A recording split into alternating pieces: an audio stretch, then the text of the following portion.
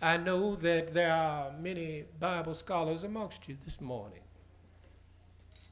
And most of us already knew all of this. And I do thank you for allowing me to rehash.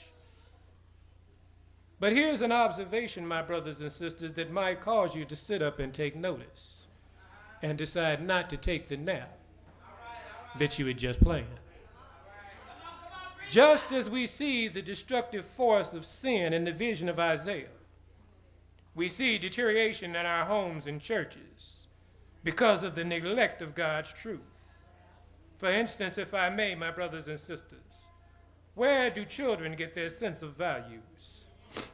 When you give a child $1 for the offering plate and $5 for Cokes and candy, ice cream, you're revealing your sense of values to your child. When you insist that a child do his public school work and his homework, but complain if the church sends home some Bible reading and memory work, you're showing your sense of values to your child. When you stay home to putter around instead of going to Sunday school and church, you're showing your sense of value to your child. When you put sports and pleasure events ahead of your duties and responsibilities to the church, you're showing your sense of values to your child. When you allow your child to stay home late and watch TV or stay out late for sports and pleasure events, but never encourage, no, my brothers and sisters, in fact, require that they attend youth and church meetings, you're showing your sense of value to your child. When you insist that your child go to public school, but not to Sunday school, you're showing your sense of values to your child. Maybe, my brothers and sisters, it's time to resurrect your dry bones. When our young women are wearing see-through blouses and skirts that are too short, young men wearing earrings and pants wrapped around their ankles, buy a belt, fool. Pull up your pants. Huh? There's something drastically wrong with our youth, my brothers and sisters. And that wrongness starts at home. Can I get a witness?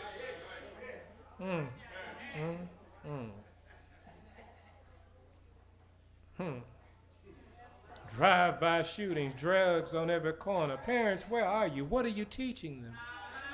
Why aren't you teaching them? That's the question. Not so much what? Why? Our youth are in trouble, my brothers and sisters. I said it in my prayer this morning, that the Lord wrap his loving arms of protection around them because they need the Lord. It's not a part of my text. I had no intentions of going there, but a lot of this problem started when we foolishly allowed them to take prayer out of the schools. All right.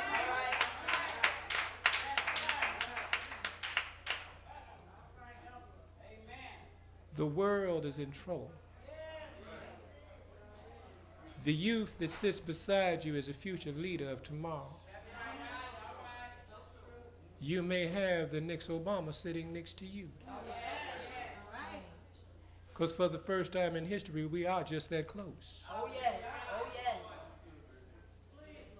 But if I may take a circumspect look at life, if these youth are the future leaders of corporate America,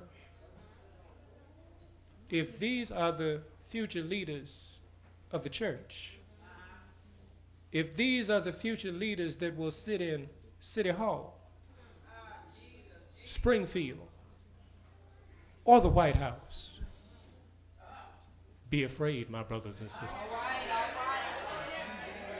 There's a line in the movie that says, be afraid, very afraid. There needs to be a turnaround. That turnaround is in the church. Come on now. Oh, ye dry bones. Yeah.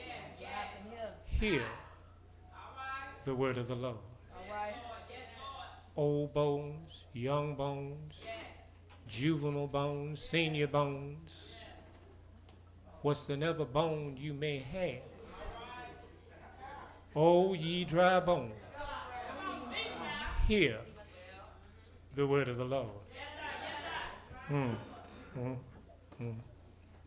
My brothers and sisters, God has always been concerned for the spiritual well-being of your soul. And irregardless of our disobedience and our lack of trust, it's a shame that when we have allowed ourselves to digress to such a pitiful spiritual state.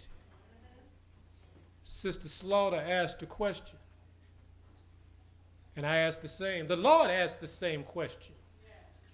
Where is thy spirit? There's an old gospel song, the Spirit moving all through my soul. Spirit in my feet. The Spirit of the Lord moved through this house this morning. Yes, he did. I don't know how many people felt that Spirit. All right, all right. I don't know how many people caught that Spirit. But the